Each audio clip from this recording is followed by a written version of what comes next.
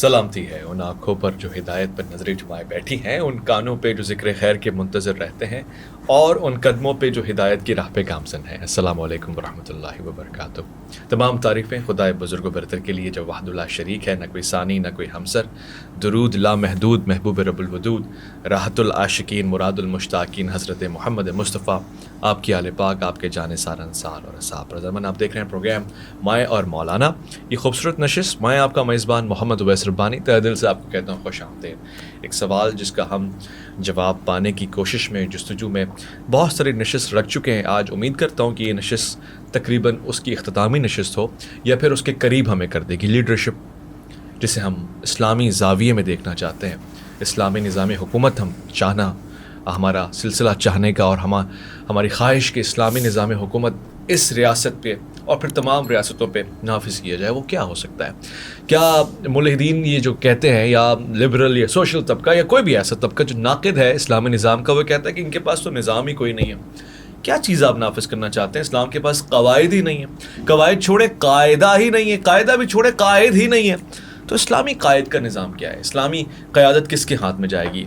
امامت، خلافت، جمہوریت، یا اس کے علاوہ کچھ اور ہے؟ میں نے آج سے بات کرنی ہے۔ پروگرام میں تشریف فرمائے، بہت ہی پیارے، ان سے گہرا لگاؤ ہے، علمی حیثیت میں اپنا ایک بلند قد رکھتے ہیں، شعبہ تدریس سے واقف ہیں، اور پاکستان میں شعبہ تدریس کے حوالے سے جتنی خدمات انجام دے رہے ہیں وہ سب کے لیے، ان کے لیے اور ہم سب کے لیے ایک کنٹریبیوشن ہے۔ جناب مفتی عبدالقادر حضاوی صاحب، السلام علیکم۔ وعلیکم السلام ورحمۃ اللہ وبرکاتہ۔ میں آپ کو خوش آمدید کہتا ہوں، پروگرام میں تشریف فرمائے، تشریف لاتے ہیں، کراچی میں نہیں ہوتے مگر اس پروگرام کے لیے خصوصی طور سے ہم ان کو دعوت دیتے ہیں، تو یہ اپنی شفقتوں میں ہمیں یاد رکھتے ہیں۔ حافظ قرآن ہے، عالم دین ہے، خطیب ہے، مبلغ ہیں، علامہ حافظ سجاد زہرائی صاحب، السلام علیکم ورحمۃ اللہ۔ وعلیکم السلام ورحمۃ اللہ۔ میں آج چاہوں گا کہ گفتگو ڈریک بھی نہ ہو، پوائنٹ ٹو پوائنٹ گفتگو ہوتی رہے، بہت سارے موضوعات بھی میرے پاس ہیں۔ میں شارٹ میں آنا چاہوں گا۔ مفتی صاحب، سب سے پہلے آپ سے آغاز کرنا چاہتا ہوں، کیا ہم آج کے دور میں کسی کی اطاعت کریں گے تو اس کا حاکم ہونا بھی ضروری ہوگا، یا وہ ایک عالم ہو، حاکم نہ ہو، مگر ہم اس کے اجتہاد کے اوپر عمل کر سکتے ہیں، اس کو مجتہد مان سکتے ہیں؟ واقعاً آج کوئی مجتہد بھی ہو سکتا ہے؟ بسم اللہ الرحمن الرحیم۔ انما یخشی اللہ من عبادہ العلماء۔ آمنت باللہ، صدق اللہ مولانا العظیم، صلی اللہ علی النبی الامی الرؤوف الرحیم۔ بہت شکریہ پہلے تو محمد اویس ربانی بھائی پروگرام میں مدعو کرنے کا۔ جہاں تک آپ کے سوال کا تعلق ہے کہ آج دنیا میں کوئی مجتہد ہے، تو صدیاں گزر چکی ہیں کہ دنیا میں اس پائے کا مجتہد بہت کم پایا جاتا ہے، جس طرح کہ امام اعظم ابو حنیفہ، حضرت امام مالک، امام شافعی اور امام احمد بن حنبل، اس پائے کے جو مجتہدین مطلق ہیں وہ آج کے زمانے میں نہیں ہیں اور اس کی ضرورت بھی نہیں ہے۔ باقی مجتہد فی المسائل جو ہے وہ ہر زمانے کے اندر لوگوں کی ضرورت رہی ہے، یعنی جیسے جیسے کوئی جدید مسئلہ سامنے آتا ہے تو ایسا شخص کہ جو تمام علوم اسلامیہ پر دسترس حاصل رکھتا ہو، مہارت رکھتا ہو، کمال رکھتا ہو، تو اس کی طرف رجوع کیا جاتا ہے اور وہ مسائل کا جو ہے وہ حل پیش کرتا ہے۔ تو جیسا جیسا مسئلہ آئے گا اسی حساب سے جائے گا، تو وہ پائے کا عالم ہوگا۔ ایک بات تو یہ ہو گئی مکمل، ٹھیک ہے۔ اب دوسری بات یہ ہو گئی کہ آپ نے جو یہ فرمایا ہے کوئی قائد نہیں، تو اس میں سب سے پہلے ہمیں اسلام سے رجوع کرنا پڑے گا کہ اسلام کے اندر یہ ہے کہ نظام حکومت جو ہے وہ خلیفہ کے لیے ہے۔ اچھا۔ اور خلیفہ کی شرائط جو ہیں وہ ہماری اہل سنت کی اور شیعہ کتابوں میں موجود ہیں۔ تمام شرائط ایک دوسرے کے موافق ہیں، صرف ایک شرط میں فرق، بلکہ اس کی ایک شاخ کو لیتے ہیں ہم، جو ہے نا اوپر سے لیتے ہیں، مراد اس سے یہ خلیفہ کا قریشی ہونا اہل سنت کے نزدیک ضروری ہے، اچھا۔ اور شیعہ حضرات کے نزدیک خلیفہ کا ہاشمی ہونا ضروری ہے۔ اوکے۔ اس وقت پوری دنیا کے اندر نہ نظام خلافت قائم ہو سکتا ہے، اور نہ دنیا کی جس طریقے سے حد بندی کی گئی ہے یہ اجازت دیتی ہے کہ کوئی خلافت کا نظام قائم کیا جائے۔ اچھا۔ سرکار دو عالم صلی اللہ علیہ وسلم کے بعد جن 4 خلفائے راشدین کا ذکر خیر کیا جاتا ہے، ان کا جو اس بات ہے وہ قرآن کریم کی ایک آیہ شریفہ سے ہے، وعد اللہ الذین آمنوا منکم وعملوا الصالحات، کہ اللہ پاک نے تم میں سے بعض سے یہ وعدہ فرمایا ہے جو ایمان لائے اور عمل صالح کیے، ان کو زمین میں خلیفہ بنائے گا جیسے کہ پہلے اللہ تبارک و تعالی خلیفہ بنا چکا ہے۔ اس اعتبار سے جب ہم دیکھتے ہیں کہ یہ آیہ شریفہ ان چاند بزرگوں کی موجودگی میں نازل ہوئی، سیدنا صدیق اکبر، سیدنا عمر بن خطاب، سیدنا عثمان بن عفان اور سیدنا علی المرتضیٰ، ہماری اہل سنت کی جتنی کتابیں ہیں ان تمام کتابوں کے اندر یہ بات ذکر کی گئی ہے، متفق علیہ چیز ہے کہ اس سے مراد یہ 4 خلفائے راشدین ہیں۔ اللہ پاک نے اپنے محبوب سے جو وعدہ فرمایا ہے وہ ان 4 کے لیے بالخصوص فرمایا ہے، اور بالعموم جو ہے اس میں امام مہدی بھی آ جاتے ہیں، اور عبداللہ ابن زبیر ہیں، اور کئی جو ہے اس میں بزرگ جو ہیں عباسی خلفاء میں سے یا امیہ خاندان کے خلفاء میں سے آ جاتے ہیں۔ تو اس اعتبار سے ہم کہہ سکتے ہیں کہ یہ 4 خلفائے راشدین جو ہیں یہ منصوص من اللہ ہیں۔ اچھا، 4 خلفائے راشدین منصوص من اللہ ہے۔ منصوص من اللہ ہے۔ منصوص من اللہ کا مطلب یہ ہوتا ہے کہ ان 4 کا جو زمانہ ہے اس پر قرآن کریم کی باقاعدہ نص موجود ہے۔ اب قرآن کریم کی نص نے تو یہ بتایا کہ ہم آپ کے بعد آپ کے خلفاء بنائیں گے، لیکن حدیث رسول ہمیں یہ بتاتی ہے کہ وہ جو خلافت علی منہاج النبوہ ہوگی، جو منصوص من اللہ ہے، وہ 30 سال کے عرصے پر محیط ہوگی، اور اس 30 سال کے گزرنے کے بعد جو خلافت راشدہ علی منہاج النبوہ ہے اس کا تصور ختم ہو جائے گا۔ تاہم حضرت امام مہدی رضی اللہ تعالیٰ عنہ جب تشریف لائیں گے تو پھر اس کے کچھ اثرات جو ہیں وہ نمایاں ہوں گے، لیکن چونکہ منصوص من اللہ سے مراد ہم قرآن کریم لے رہے ہیں تو اس سے مراد جو ہے یہ 4 خلفاء ہی ہوں گے۔ ٹھیک ہو گیا۔ علامہ صاحب آپ کی طرف آتے ہیں، منصوص من اللہ ہے خلفائے راشدین، خاص طور سے وہ 4 خلفاء جن کو خلفائے راشدین کہا جاتا ہے، عمومی تصور یہی ہے، اور آپ نے فرمایا کہ منصوص من اللہ ہے۔ تو کیا آپ بھی منصوص من اللہ ہونے پر ہی یقین رکھتے ہیں، یا آپ کا خاص کوئی موقف ہے جس پہ آپ کہتے ہیں کہ نہیں ہمارے نزدیک منصوص ہے مگر یہ افراد نہیں دوسرے افراد ہیں؟ بسم اللہ الرحمن الرحیم، الحمد للہ رب العالمین والصلاة والسلام علی سید المرسلین وآلہ الطیبین الطاہرین المعصومین المظلومین۔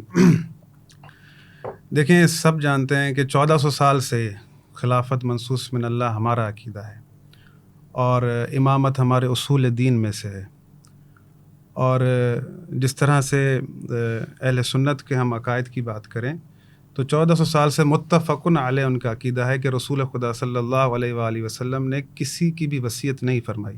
آپ ہی کے پروگرام میں مفتی بندگی صاحب نے اور جو ہے دوسرے مفتیان کرام نے اس بات کا اظہار کیا کہ رسول خدا نے کس کی وصیت نہیں فرمائی، اور آپ اگر سوال کریں گے، پوچھیں گے تمام علماء کرام سے تو آپ کو یہی جواب آئے گا کہ رسول خدا نے کسی کی وصیت نہیں فرمائی۔ یہ لوگوں کا انتخاب ہے کہ وہ لوگ چنیں گے، یہ مفتی صاحب کی جو ہے وہ ذاتی رائے ہے، ورنہ اہل سنت کی یہ رائے نہیں ہے۔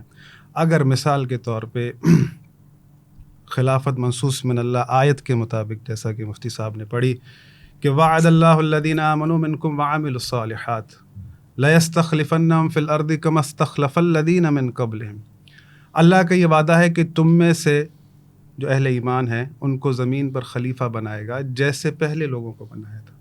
اب خداوند متعال کی یہ روش پہلے دیکھنی پڑے گی کہ اللہ رب العالمین، کیونکہ لفظ کما ہے کہ پہلے اس نے خلفاء کیسے بنائے ہیں، اگر تو اس نے لوگوں کے اجماع سے بنائے ہیں یا لوگوں کے ایسا یعنی عمل کیا ہے کہ لوگوں کے دلوں میں ڈالا ہے، پھر تو ایک بات سمجھ میں آتی ہے۔ اگر اللہ رب العالمین نے گزشتہ خلفاء کو بناتے وقت ایسا کوئی عمل نہیں کیا، یعنی سارا کا سارا اختیار اپنے پاس رکھا ہے، صحیح، پھر تو جس طرح سے جو گزشتہ خلیفہ بنے ہیں اسی طرح سے یہ خلیفہ بھی بنے گا۔ اول چیز یہ ہے کہ اگر آپ اس بات کو کہتے ہیں کہ اس آیت کے مطابق اگر کوئی خلیفہ بن رہا ہے اور کوئی اگر اس سے نہ مانے تو اس کا حکم کیا ہے؟ اگر کوئی آیت کے مطابق اللہ نے جسے خلیفہ بنایا ہے اس کا انکار کرنے والے کا آخر حکم کیا ہے؟ مثال کے طور پر ہم کہتے ہیں کہ خلافت منصوص من اللہ ہے تو ہمارے اصول دین میں ہے کہ لازمی ہے اس پر ایمان لانا۔ اچھا، اور اگر کوئی ایمان نہیں لاتا تو وہ مومن نہیں ہے؟ مومن نہیں ہے، وہ مطلب اصول عقائد شیعہ میں سے باہر چلا جاتا ہے۔ ٹھیک ہے۔ اب یہاں پر جو یہ مرحلہ شروع ہوا کہ جو اس کا انکار کرتا ہے تو اس کے لیے کیا معاملہ ہے، تو وہ اگر مثال کے طور پر آپ اس کے اوپر حکم کیا لگائیں گے، شریعت کیا حکم لگاتی ہے کہ جس سے اللہ نے بنایا ہے آیت کے مطابق، اگر اس کا انکار کوئی کر رہا ہے تو اس کے ایمان کا کیا بنے گا؟ صحیح ہے۔ اب یہاں پر اور بہت ساری چیزیں ہوتی ہیں، مثال اگر آیت کے مطابق اللہ رب العالمین نے بنایا ہے تو پھر اجماع کی یا اس چیز کی ضرورت نہیں ہے۔ اگر آیت کے مطابق ہے تو اس آیت سے رسول خدا ناواقف نہیں ہونے چاہیے، بلکہ یہ رسول خدا کو چاہیے کہ اس آیت کے مطابق جو بنے گا اس کا نام لے کر بتائیں۔ جیسے کہ ہم سے سوال ہوتا ہے کہ نام کیوں نہیں ہے، تو رسول خدا کی ذمہ داری ہے، کیونکہ ڈائریکٹ تو اللہ نہیں بنائے گا نا کسی طریقے سے، وہ رسول خدا اس بات کا اعلان کریں گے۔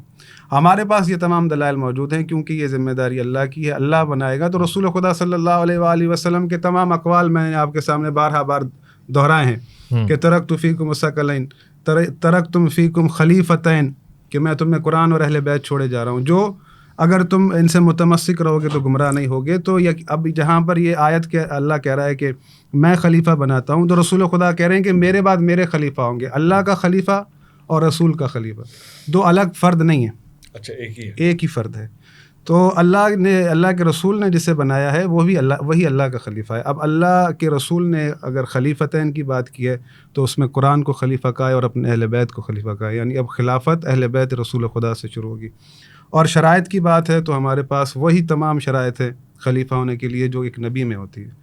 خلیفہ کا معصوم ہونا چاہیے، اچھا، اور اس کی بہت ساری شرائط ہیں۔ اس کی کوئی نس ہے آپ کے بالکل، یہ میں نے کھول رکھی ہے، کیونکہ اکثر جو ہے مفتی صاحب اس بات کو دہراتے ہیں کہ ہمارے پاس اور ان کے پاس جو ہے نا ایک ہی وہ ہے سارا معاملہ، تو اسی لیے میں نے ان کے سامنے کھول رکھی ہے۔ اصول کافی کے کتاب الحجت کے اندر یہ تمام کی تمام شرائط ہیں۔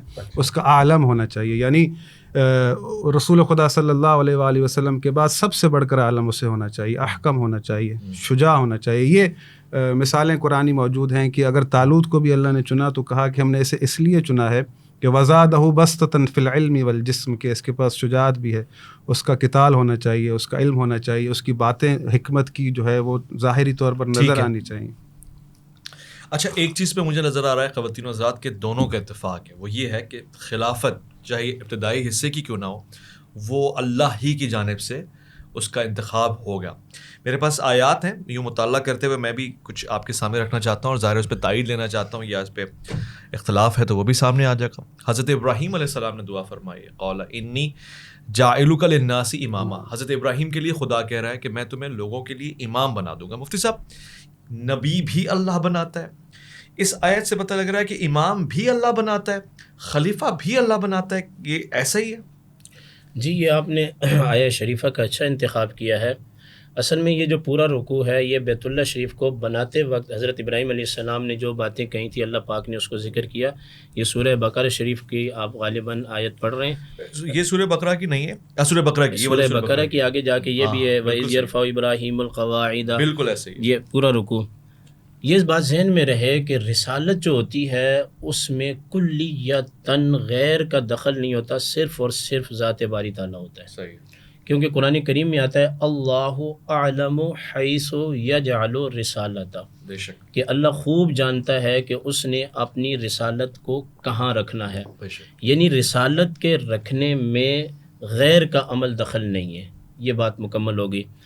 نبی کو بھی امام کہا جاتا ہے، جیسے کہ آپ اکثر پڑھتے بھی رہتے ہیں، غالباً درود تاج کے کچھ اشعار اس میں آتے ہیں نا، امام القبلتین، امام الانبیاء، تو نبی کو بھی امام کہا جاتا ہے۔ ہمارے آقا کریم علیہ السلام کا یہ جو لفظ امام الانبیاء ہے یہ لقب توقیفی ہے۔ توقیفی لقب کا مطلب یہ ہوتا ہے کہ جو قرآن اور حدیث کے اندر اللہ اور اس کے رسول کے اسماء ہیں ہم انہی کے ساتھ انہیں پکاریں گے۔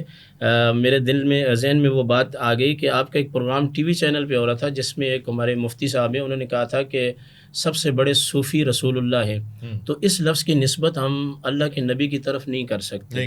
اس کی وجہ یہ ہے کہ اللہ کو اور اللہ کے نبی کو انہی اسماء کے ساتھ ہم پکاریں گے جو قرآن اور حدیث کے اندر ذکر ہوئے ہیں، سوائے ایک لفظ خدا ہے کہ جس پر امت کا اجماع ہو گیا ہے کہ یہ لفظ اللہ کے لیے استعمال کیا جا سکتا ہے، وگرنہ اس کے علاوہ نہیں۔ تو یہاں امامت سے مراد ابراہیم علیہ السلام کی نسل کے اندر اسحاق علیہ السلام کی نسل میں امامت بھی تھی اور ساتھ ساتھ سلطنت بھی تھی، بادشاہت الگ ہوتی تھی، امامت الگ ہوتی تھی۔ اور اسماعیل علیہ السلام کی نسل میں صرف اور صرف امامت ہے جس کا اختتام آ کے سرکار دو عالم صلی اللہ علیہ وسلم کی ذات اقدس پر ہوا ہے، آپ خاتم الانبیاء ہیں۔ جب وحی کا سلسلہ بند ہو جائے تو اس کے بعد خلیفہ کا بننا یا کسی کا امام بننا اس کو اللہ پاک نے لوگوں پر چھوڑا ہے۔ اچھا، کیونکہ جب وحی کا سلسلہ بند ہو گیا تو اب کوئی بیان کرنے والا نہیں ہے۔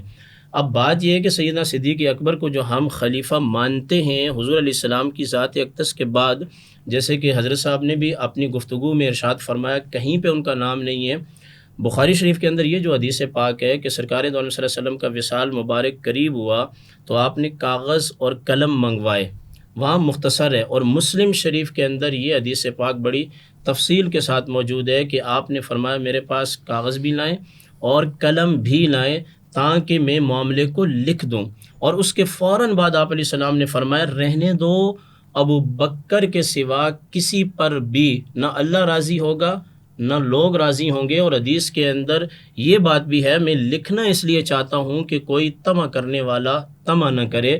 تو سیدنا صدیق اکبر رضی اللہ تعالی عنہ کا آیت سے منصوص من اللہ ہونا، اور پھر آیت کے منصوص من اللہ ہونے کے بعد مسلم شریف کی حدیث اور بخاری شریف کی حدیث ہے کہ ایک خاتون آئی، انہوں نے کہا کہ یا رسول اللہ مجھے آپ سے حاجت ہے، آپ نے فرمایا بعد میں آنا، چونکہ آپ کے پاس مال ایٹ اے ٹائم جو موجود ہوتا تھا وہی تقسیم فرماتے تھے، نہیں ہوتا تھا تو آپ علیہ السلام ان کو وقت دے دیتے تھے۔ عرض کی اگر آپ کو نہ پاؤں تو کس کے پاس آؤں؟ فرمایا کہ آپ سیدنا صدیق اکبر رضی اللہ تعالی عنہ کے پاس آنا۔ ایک سبل الہدی والرشاد کے اندر یہ روایت موجود ہے، ہماری حدیث کی کتابوں میں فرماتے ہیں کہ نبی کریم علیہ السلام نے 3 دفعہ دعا کی کہ یا اللہ میرے بعد علی کو امام بنا دے، تو اللہ پاک نے اس معاملے کو قبول نہیں کیا۔ یہ باقاعدہ ہمارے اہل سنت کی کتابوں کے اندر موجود ہے۔ اب اللہ تعالیٰ نے اپنی نص سے اپنے محبوب کا جو قائم مقام بنایا وہ سیدنا صدیق اکبر کو بنایا، اور سیدنا صدیق اکبر نے اپنی ثواب دید پر جناب سیدنا عمر بن خطاب کو بنایا، اور عمر بن خطاب رضی اللہ تعالیٰ عنہ کے سامنے منصوص من اللہ کی جو جہتیں تھیں وہ 2 تھیں کہ آپ اس کو شورائی پر چھوڑ دیں، مجلس شورا پر چھوڑ دیں، یا خود نامزد کر دیں۔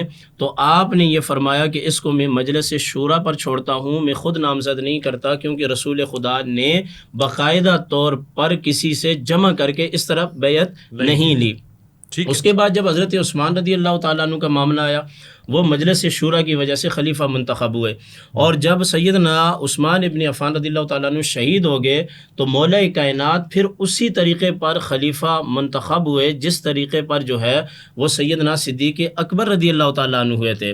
نہج البلاغہ کے اندر شیعہ علماء نے یہ بات بڑی تفصیل کے ساتھ لکھی ہے کہ امیر معاویہ رضی اللہ تعالیٰ عنہ کو مولا کائنات نے جو خطوط لکھے تھے ان خطوط کے اندر ایک بات سر فہرست تھی جو شیعہ کی تمام کتابوں میں موجود ہے، کہ اے معاویہ آپ میری بیعت نہیں کر رہے، حالانکہ میری بیعت انہوں نے کر لی ہے جو مہاجرین اور انصار ہیں، جن کی وجہ سے ابو بکر، سیدنا عمر، سیدنا عثمان یہ تینوں خلیفہ بنے ہیں، میں بھی انہی کی وجہ سے خلیفہ بنا ہوں۔ اب آپ کے لیے ایک ہی راستہ ہے کہ جیسے آپ نے ابو بکر کی اطاعت کی، حضرت عمر کی اطاعت کی، حضرت عثمان کی اطاعت کی، آپ میری بھی اسی طرح اطاعت کریں۔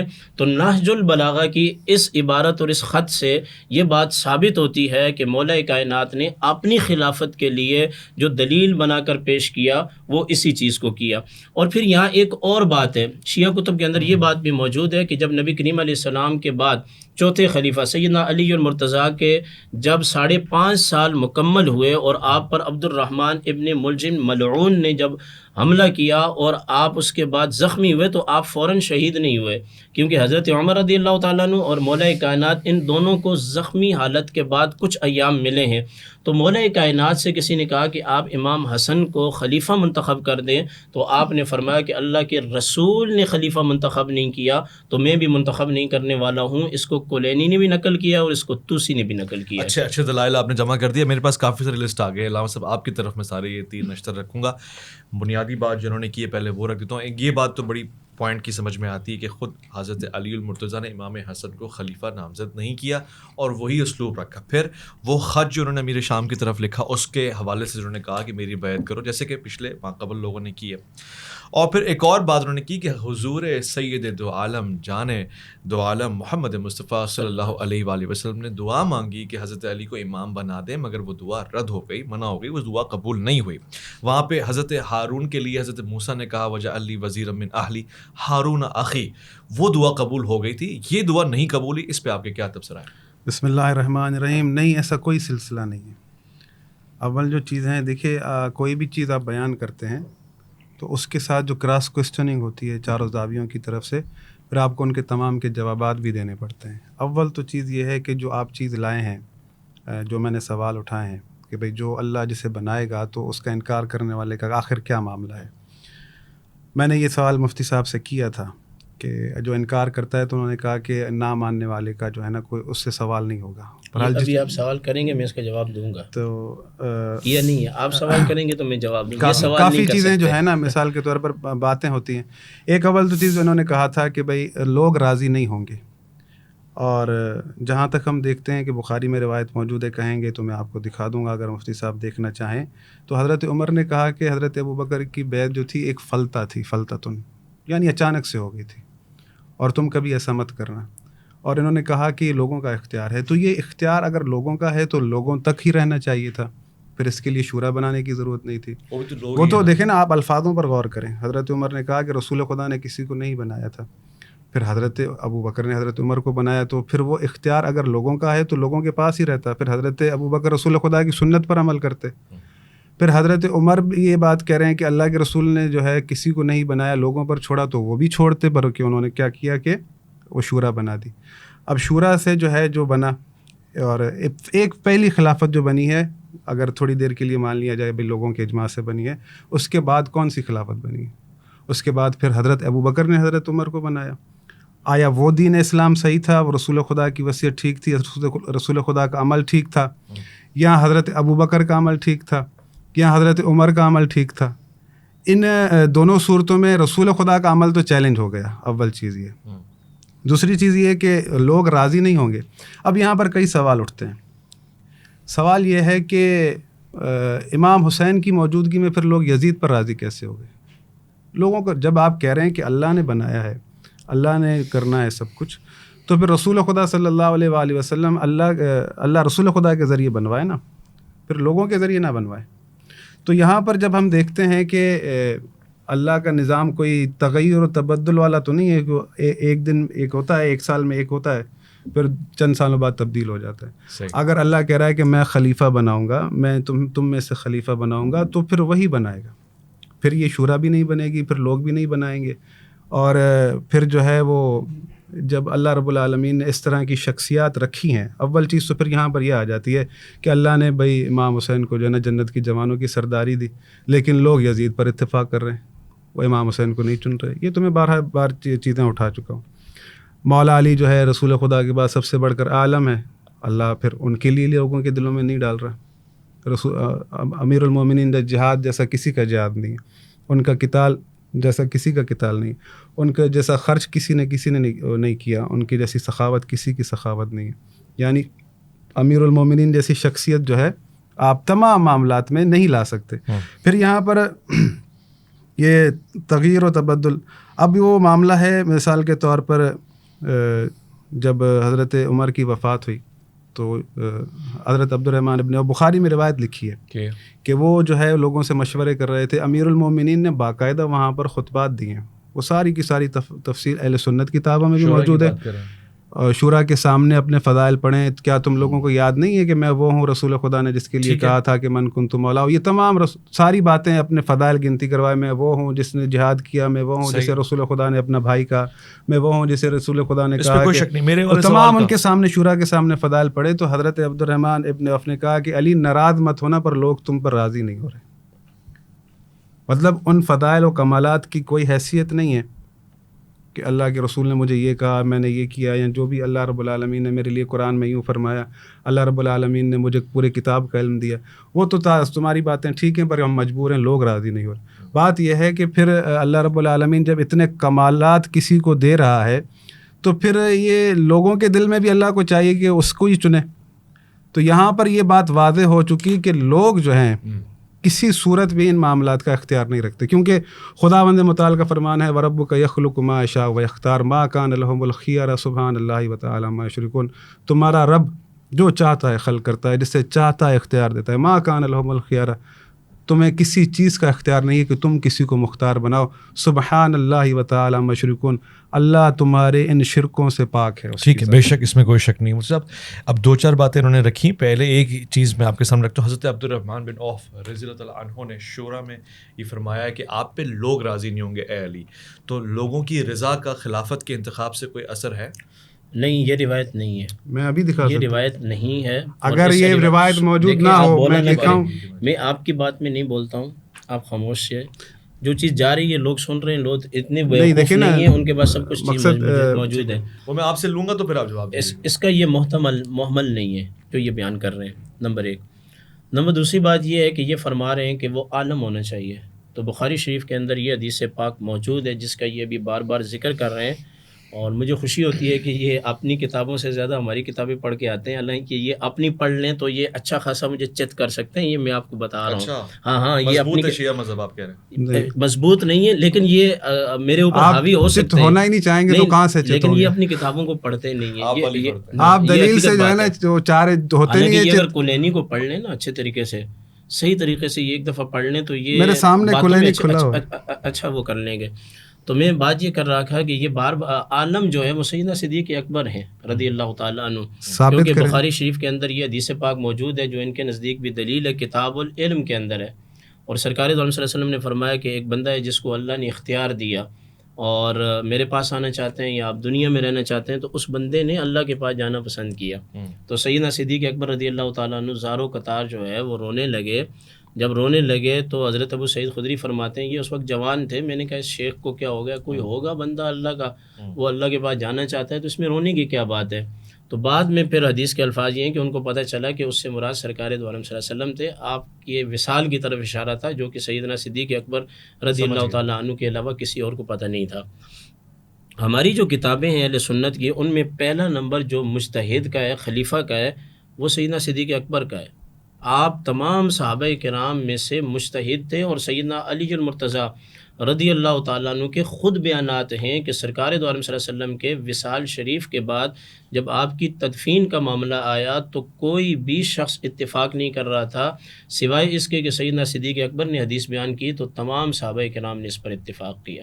بعض نے کہا مدینہ میں دفن کیا جائے، بعض نے کہا جنت البقیع میں، بعض نے کہا کہ مکہ المکرمہ منتقل کیا جائے، اور بعض نے یہ بھی مشورہ دیا کہ بیت المقدس منتقل کیا جائے چونکہ وہاں انبیاء علیہ السلام کے جو ہیں وہ روزے ہیں.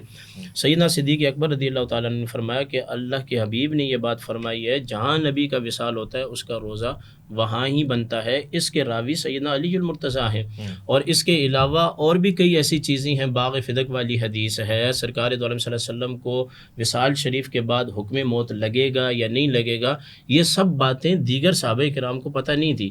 تو ہمارے نزدیک تو صحابہ کرام میں سے اعلم الناس جو ہے وہ سیدنا صدیق اکبر ہیں. ہماری بخاری شریف یہی کہتی ہے، اور ہماری جتنی بھی کتب تدریسیاں ہوں یا غیر تدریسیاں ہوں ان کے اندر یہی چیز ہے کہ ان چار بزرگوں کی ترتیب جو ہے اسی طرح رکھی گئی ہے. علم کے معاملے میں بھی آپ فرما رہے ہیں کہ حضرت علی سے زیادہ افضل ہیں. ابو بکر صدیق رضی اللہ تعالیٰ. اور وہ جو حدیث انا مدینۃ العلم و علی بابوہا یا دار الحکمہ والی، دیکھیں کسی کا علم کا دروازہ ہونا یا کسی کا پورا علم کا شہر ہونا یہ اپنی جگہ ایک فضیلت موجود ہے، مگر اس میں یہ تو نہیں ہے کہ میں علم کا دروازہ ہوں، علی اس کا دروازہ ہے، میں شہر ہوں، تو اس میں سیدنا صدیق اکبر کی کہاں سے نفی ہو رہی ہے؟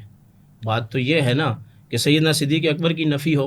اور پھر جہاں یہ بیان کر رہے ہیں قرآن کریم میں ایک آیہ شریفہ ہے لقد جاءکم رسول من انفسکم، جب قرآن سیدنا صدیق اکبر کے خلافت میں جمع کیا جا رہا تھا تو 2 گواہ لینے ضروری تھے. اور اس آیت پر بخاری شریف کے اندر یہ ہے اور مسلم میں متفق علیہ حدیث ہے کوئی بھی گواہ نہیں تھا سوائے حضرت ثابت بن خزیمہ الانصاری رضی اللہ تعالیٰ عنہ. اچھا، تو آپ کے سامنے یہ مسئلہ پیش ہوا خلافت میں کہ قرآن جمع کیا جا رہا ہے، قرآن تو سیدنا صدیق اکبر نے جمع کیا ہے، تو کیا کریں گے اس پر؟ تو سیدنا ثابت بن خزیمہ وہی گواہ ہیں، کوئی اور نہیں ہے. تو آپ نے فرمایا اس کو قرآن کا حصہ بنا دو. کہا کیسے بنا دیں؟ آپ نے خود کہا کہ 2 گواہ ہوں. کہا قرآن نے یہ کہا ہے کہ کم سے کم 2 گواہ ہوں. اچھا اس میں بھی چیزیں ہیں، حدود اللہ میں 4 گواہ ہیں، عورتوں کی گواہی نہیں ہے. جی وہ ایک الگ چیز ہے. یعنی ہم جس تناظر میں بات کر رہے ہیں اس کو سمجھنے کی کوشش کریں. سامنے اصحاب کے لیے کہہ دیا کہ ان کی ایک کی گواہی 2 کے برابر، 2 کے برابر ہے. اور پھر سیدنا صدیق اکبر رضی اللہ تعالیٰ عنہ نے پورا واقعہ بیان کیا کہ جانور کی خرید و فروخت کا معاملہ ہوا، پھر اس کے اندر اختلاف ہو گیا. یہودی جو ہے وہ خطا پر تھا، غلطی پر تھا، اس نے کہا آپ گواہ پیش کریں. تو نبی کریم علیہ السلام نے فرمایا کہ اس وقت کوئی گواہ تو تھا نہیں. تو سارے صحابہ کرام چپ ہو گئے. اس میں مولا کائنات بھی تھے، سیدنا ابو بکر صدیق بھی تھے، حضرت الانصاری رضی اللہ تعالیٰ عنہ اٹھے اور انہوں نے کہا کہ میں اس کی گواہی دیتا ہوں.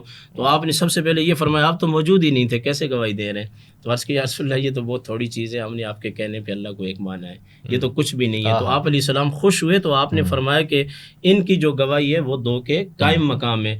اب یہ ایک انفرادی جو فضیلت بیان ہوتی ہے چاہے وہ علم کے حوالے سے ہو یا پھر مولا کائنات کی ایک انفرادی خصوصیت یہ بھی ہے کہ بی بی پاک سیدہ فاطمۃ الزہرا سلام اللہ تعالی علیہا کے ہوتے ہوئے آپ کے لیے آپ علیہ السلام نے کسی دوسری خاتون سے نکاح منع فرمایا. اگر کوئی بندہ اٹھ کے یہ بات کہے کہ خلیفہ کے لیے یہ ہونا بھی ضروری ہے کہ رسول خدا کا فرمان ہو کہ وہ ایک خاتون کے علاوہ تو ظاہر ہے کہ یہ تو صرف مولا کائنات کے ساتھ خاص ہے.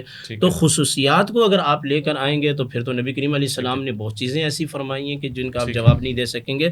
دوسرا چلیں آپ سوال نہیں کر رہے، یہ بار بار سوال کر رہے ہیں کہ خلیفہ راشد جو ہوتا ہے اگر اس کی کوئی مخالفت کرے تو اس کا حکم کیا ہے. تو یہ یاد رکھ لیں کہ یہ جو 4 خلفاء ہیں ان کی بیعت اگر کوئی بندہ نہیں کرتا تو یہ غلط ہے، اس کو ہم صحیح نہیں کہتے، اس کو ہم درست نہیں کہتے. پہلے آپ کہہ چکے ہیں وہ جاہلیت کی موت مر گئے. نہیں، جاہلیت والی دوسری حدیث ہے، وہ آئے گا تو میں جواب دوں گا. جو بیعت نہیں کرتا وہ سراسر گمراہی پر ہے. گمراہی پر ہے. اس کی وجہ یہ ہے کہ یہ خلفائے راشدین میں سے ہیں. اب یہ پلٹ کے پھر وہی بات آئے گی سیدنا امیر معاویہ رضی اللہ تعالیٰ عنہ، انہوں نے بیعت نہیں کی. انہوں نے نہیں کی بیعت. تو اس سے پتہ لگتا ہے کہ وہ رائے حق پر نہیں ہے. نہیں، وہ مولا کائنات کے سامنے جو زمانہ ہے اس زمانے میں وہ رائے حق پہ نہیں ہے. اس کے بعد کا جو زمانے اسی زمانے کی ہاں جب تک نہیں بیعت نہیں کی ہے ہے. تو اس میں کیا ہے، اس میں کوئی یہی میں نے عرض کیا. مولا کائنات کے سامنے جو ہے امام اہل سنت شاہ احمد رضا خان فاضل بریلوی نے لکھا ہے کہ مولا کائنات کے سامنے جو امیر معاویہ رضی اللہ تعالیٰ عنہ کا زمانہ اقدس ہے وہ اس کو ہم نہیں مانتے، وہ گمراہی پہ وہ اجتہادی خطا پر اس کو ہم مانتے ہیں. اس کے پیچھے حضرت عثمان رضی اللہ تعالیٰ عنہ کے قاتلین کا جو معاملہ تھا، اب ہند اللہ معاملہ کیا تھا وہ تو اللہ ہی جانتا ہے، لیکن اس زمانے کو ہم نہیں مانتے، اس پر ہم اس کو خطا پر اس کو ہم معمول کرتے ہیں. اب رہی بات یہ کہ صحابی گمراہی پر ہو سکتا ہے یا نہیں ہو سکتا، تو اس میں تو ہمارے پاس بہت ساری ایسی حدیث طیبہ ہیں کہ جن میں صحابی گمراہی پر نہیں ہو سکتا. صحابی جب بھی اختلاف کرے گا وہ اللہ اور اس کے رسول کے حکم کے تناظر میں کرے گا. جیسے کہ سیدہ فاطمۃ الزہرا رضی اللہ تعالی عنہا نے وراثت کے معاملے میں اختلاف کیا تو ان کے سامنے قرآن کی آیت تھی، تو اب کیا حکم لگائیں گے ہم؟ یا سیدنا صدیق اکبر کی بات نہیں مانی تو معاذ اللہ کیا وہ کسی اور معاملے میں چلیں گی؟ نہیں، ان کے پاس جو علم تھا انہوں نے اپنا علم رکھا، سیدنا صدیق اکبر نے اپنا علم رکھا، وہ معاملہ ختم ہو گیا. کتنے ایسے معاملات ہیں کہ جن میں جنگ بدر کو اگر آپ لے لیں تو وہاں سرکار کے سامنے سیدنا صدیق اکبر کا اور سیدنا عمر بن خطاب کا اختلاف سامنے آیا، اور اللہ پاک نے کس کے اختلاف کو پسند کیا؟ سیدنا عمر بن خطاب کے اختلاف کو پسند کیا. تو یہ جو اختلاف ہے اگر وہ قرآن اور سنت کی بنیاد پر ہے وہ تو گمراہی نہیں ہے. ہاں اگر وہ محض تعصب کی بنیاد پر ہے یا ذاتی مفاد کی بنیاد پر ہے تو وہ تو آج بھی منع ہے، اس وقت بھی منع تھا، وہ تو ہمیشہ منع رہے گا.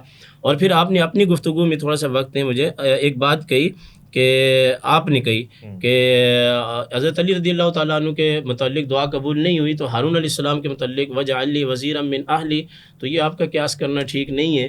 اس کی وجہ یہ ہے کہ وہ نبی تھے، یہ نبی نہیں ہے.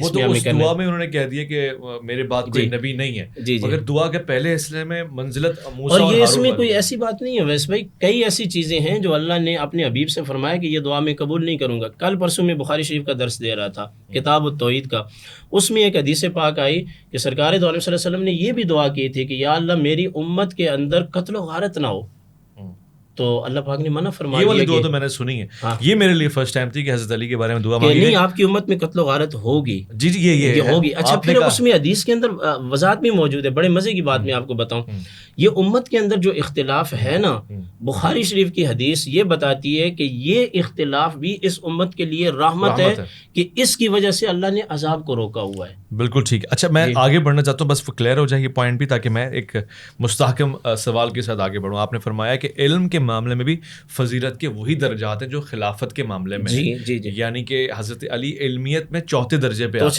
جب اجتہاد کام کریں گے مجتہدین کا، وہی یعنی علمی بالکل. تو بیشتر مقامات میں مولانا حضرت عمر فاروق رضی اللہ عنہ نے فرمایا اللہ علی حلق، بالکل اگر علی نہ ہوتے تو عمر ہلاک ہو جاتا. تو کیا وہاں پہ علمی حیثیت افضل ہے؟ نہیں، دیکھیں ایک ہے کہ کسی ایک خاص معاملے کے اندر مسئلے کو حل کرنا، اس میں تو بہت سارے ایسے مسائل ہیں کہ جو خلفائے راشدین نے صحابہ کرام سے رجوع کیا ہے. بہت سارے ایسے مسائل ہیں. مثلا سیدنا عمر بن خطاب نے ابی بن کعب سے تقوی کی تعریف پوچھی، تو آپ کیا کہیں گے کہ عمر بن خطاب کو تقوی کی تعریف پتہ نہیں تھی؟ تو یہ ایک خصوصی کسی چیز میں فن کا، ایک صفت کا ہونا اس میں ان سے رجوع کرنا ہرگز یہ اس پر نہیں ہے کہ بھائی پھر اس میں ہم فضیلت کا معیار نیچے اوپر کریں گے، ایسی بات نہیں ہے۔ چلو علامہ صاحب آپ کی طرف آتا ہوں، بہت سارے سوالات خود ان کی گفتگو سے آپ کے سامنے ہیں، آپ جس کا چاہیں انتخاب کر دیں، مگر پہلا ایک سوال رکا ہوا ہے آپ کے پاس پینڈنگ لسٹ میں ہے کہ حضرت امام حسن کے لیے حضرت علی المرتضیٰ نے خلافت کا انتخاب نہیں فرمایا، لوگوں پہ چھوڑ دیا، تو ان تمام سوالات کے جوابات۔ بسم اللہ الرحمن الرحیم۔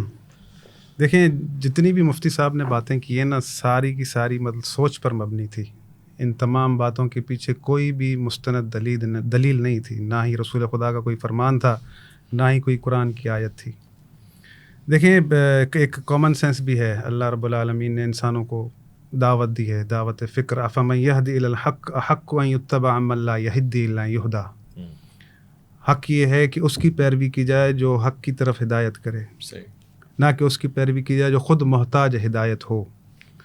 فما لکم کیف تحکمون، پھر تم یہ کیسی قضاوت کرتے ہو۔ اس دن بھی یہ بات نکلی تھی کہ امام حسین نے طلب نہیں کیا، امام حسین خلیفۃ اللہ فی الارض ہیں، وہ کیا چاہتے ہیں آپ کے دروازوں پر آئیں؟ امام وہ ہوتا ہے جس کے لیے لوگ امید لگائیں کہ یہ ہمیں نجات دلائے گا، نہ کہ امام وہ ہوتا ہے کہ لوگوں کی طرف دیکھے کہ یہ مجھے بنائیں گے۔ تو یہاں پر جو یہ چیزیں ہیں کہ اللہ رب العالمین کیونکہ جبر نہیں کرتا، اس نے کہا ہے، دعوت فکر دی ہے کہ حق یہ ہے کہ اس کی پیروی کی جائے جو حق کی طرف ہدایت کرتا ہے۔ اب سوال یہ ہے کہ حضرت ابوبکر عالم ہے تو اس کی دلیل ہونی چاہیے۔ اگر میں کہوں اویس ربانی ڈاکٹر ہے، لیکن میں آپ سے کوئی دیکھ ہی نہیں رہا کوئی ڈاکٹری، کوئی میڈیکل کی بات یا کوئی، تو پھر مجھے ہوگا کہ بھائی ہاں جو حقیقی ڈاکٹر ہوگا بھائی ڈاکٹر ہے تو اس کے پاس ہے۔ جب علم کی بات ہے، یہ تو واضح رسول خدا روز روشن کی طرح واضح ہے، امیر المومنین جیسا علم کسی کے پاس نہیں تھا، سب کے سب صحابہ آ کے امیر المومنین سے پوچھتے تھے۔ ابھی خلافت قائم ہوئی تھی، تیسرا دن تھا تو ایک مسئلہ آیا، نہیں پتہ تھا، امیر المومنین کی طرف سارے آئے، اور یہ تاریخ آپ کے پاس بھری پڑی ہے کہ رجوع کیا جاتا تھا امیر المومنین سے۔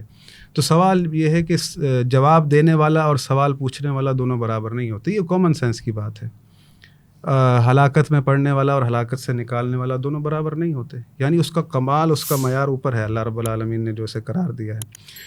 اللہ رب العالمین نے آپ کے لیے ایک نظام بنایا ہے۔ مثال کے طور پر ابھی جو مسلسل بات چل رہی ہے، میں نے وہ نوٹ لگا رکھے ہیں، میں چاہتا ہوں کہ کلیئر کرتا جاؤں کہ حضرت ابراہیم علیہ الصلوۃ والسلام نے دعا مانگی امامت کی، تو اللہ رب العالمین نے اگر رسول خدا کو آخری نبی بنایا ہے تو نبوت ختم ہونے کی قرآن میں آیت اتاری ہے، لیکن اللہ رب العالمین نے امامت ختم ہونے کی قرآن میں کوئی آیت نہیں اتاری کہ میں نے امامت کو تمام کر دیا۔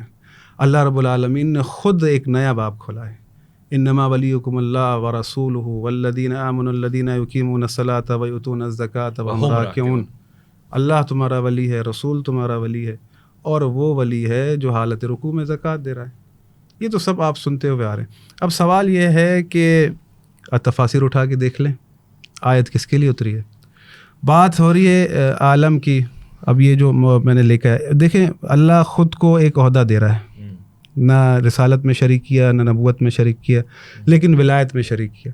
میں ولی ہوں، رسول ولی، اور وہ ولی ہے جو حالت رکوع میں زکوٰۃ دیتا ہے، یعنی تمام ائمہ معصومین انہوں نے یہ عمل کیا ہے۔ خلافت منصوص من اللہ ہے، امام مہدی آئیں گے، لوگ نہیں بنائیں گے، شورا سے نہیں آئیں گے، بلکہ اللہ کی طرف سے آئیں گے۔ دیکھیں نا، جس کو اللہ نے بنایا ہے اس کی بیعت ویسی ہوتی ہے جیسے نبی کی بیعت ہوتی ہے، نبی کو معصوم سمجھ کر بیعت کی جاتی ہے۔ تو یہ سوال پچھلی دفعہ بھی ہوا تھا کہ بھئی امام مہدی آئیں گے تو ہم انہیں معصوم سمجھ کر بیعت کریں گے، آپ غیر معصوم سمجھ کر بیعت کریں گے۔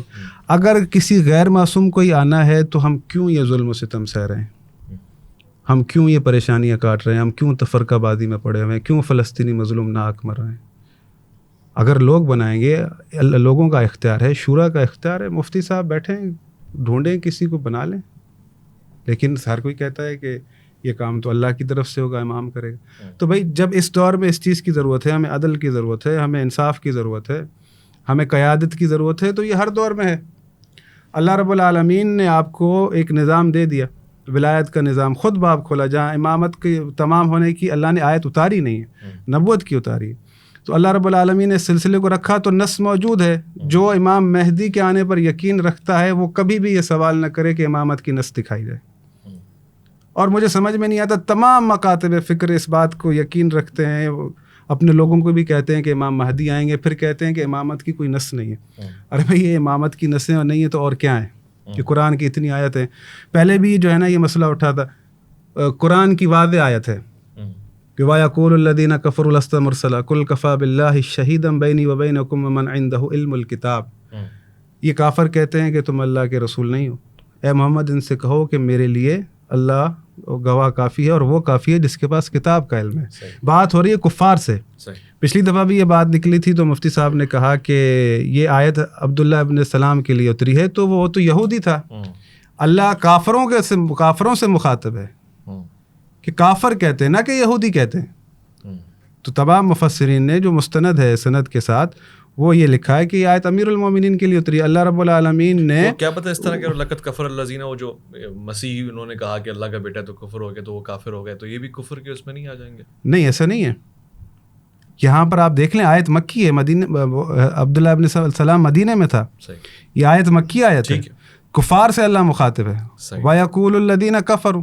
اگر جہاں پر یہود و نصارہ کی بات ہے تو اللہ نے کہا ہے کہ یہود و نصارہ انکار کرتے ہیں. یہود و نصارہ کے انکار کی بات نہیں، کفار کے انکار کی بات ہے. نہیں وہ میں اس سے ملا تھا لقد کفر الذین قالوا. نہیں یہ تو ہم ایک بنا لیں گے نا بھائی. دیکھیں مثال کے طور پہ جواب لے لیں. یہ جواب اس کا دیکھیں اللہ حضرت ابراہیم نے کہا نا کہ اللہ کہہ رہا ہے کہ تمہارے لیے ابراہیم کی اسوہ ہے، اس کو اپناؤ کہ قد کان لکم فیہم اسوۃ حسنۃ ابراہیم. جی انہوں نے کہا کہ اذ قالوا لقومہم انا براء منکم ومما تعبدون من دون اللہ کفرنا بکم، کہ جو تم اپنے ہاتھوں سے بت بنا کر پوچھتے ہو میں ان سے کافر ہوا. تو وہ وہاں پر جو معنی ہے وہ جدا ہے. یہاں پر اللہ رب العالمین کفار سے مخاطب ہے. مکے کی بات ہے یہ. تو یہاں پر اللہ رب العالمین یعنی کوئی ایسا ہے کتاب جس کے پاس علم ہے. اگر عالم الناس کی بات ہے تو پھر عالم الناس پھر اس آیت کا مصداق حضرت ابو بکر کو ہونا چاہیے جو قیامت تک آیت چلے گی نا. یعنی اللہ رب العالمین نے اس وقت کے لیے جو ہے نا ایک شخص قرار دیا ہے جس کے پاس کتاب کا علم ہے. کیا ہمیں دوبارہ ضرورت نہیں ہے ایسے شخص کی جس کے پاس کتاب کا علم ہو؟ ایسا تو نہیں ہے نا. ہمیں تو ہر دور میں جو ہے وہ ایسا شخص کی ضرورت ہے جس کے پاس پوری کتاب کا علم ہو. تو جب پوری کتاب کا علم کی بات آتی ہے تو آپ مجھے دکھا لیں کہ محمد و آل محمد علیہ السلام کے علاوہ کس کے پاس تھا کتاب کا علم؟ اچھا کون سے وہ افراد تھے؟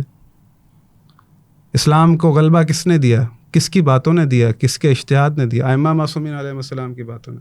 تو اس کو جواز بنا کے آپ کہتے ہیں کہ حکومت بھی ان کے ہاتھ میں ہونی حکومت دیکھیں میری بات سنیں. قرآن کی ایک آیت ہے کہ فَهَلْ عَصَيْتُمْ إِن تَوَلَّيْتُمْ أَن تُفْسِدُوا فِي الْأَرْضِ وَتُقَطِّعُوا أَرْحَامَكُمْ. اس کا ترجمہ آپ خود اٹھا کے دیکھ لیں. سورہ محمد کی آیت ہے. اللہ رب العالمین پیچھے سے منافقین سے مخاطب ہے. اگر تم حاکم بن جاؤ تم سے بعید نہیں کہ تم رشتوں کو توڑ ڈالو اور فساد کرو. تو یعنی اللہ رب العالمین یہ کہہ رہا ہے کہ یہ ممکن نہیں ہے. مقصد یہ کہنے کا یہ ہے کہ حکومت تو فرعون کے پاس بھی تھی. حکومت تو فرعون کے پاس تھی. حکومت کا ہونا کسی بھی طرح سے معیار نہیں ہے. اللہ رب العالمین نے جو حجت قرار دی ہے خلیفۃ اللہ فی الارض یعنی پوری ارض پر، وہ ایسا نہیں ہونا چاہیے کہ وہ لوگوں سے پوچھے، بلکہ اسے تمام علوم کا پتہ ہونا چاہیے. آپ کو پھر وہ علم نظر بھی آنا چاہیے، آپ کو حکمت کی باتیں نظر بھی آنی چاہیے. اور جو رہی بات آپ نے امام حسن مجتبی علیہ الصلوۃ والسلام کے حوالے سے کی، تو امیر المومنین علی ابن ابی طالب صلوات اللہ علیہ کیونکہ 30 سال گزر چکے ہیں جی معاملات کو، جی تو مخالفت در مخالفت. اگر مولا علی کہتے ہیں کہ میں بنا کر جاتا ہوں امام حسن کو خلیفہ، یا کہتے کہ بھئی خلیفہ ہیں، وہ تو لوگوں کو کہا کہ تم یہ دیکھو تم سے قرآن کیا کہتا ہے، کہ تمہیں قرآن نے کیا کہا ہے. افمن یہدی الی الحق احق ان یتبع من لا یہدی الا ان یہدی. اگر یہ اس کرائٹیریا پر ہے تو ٹھیک ہے.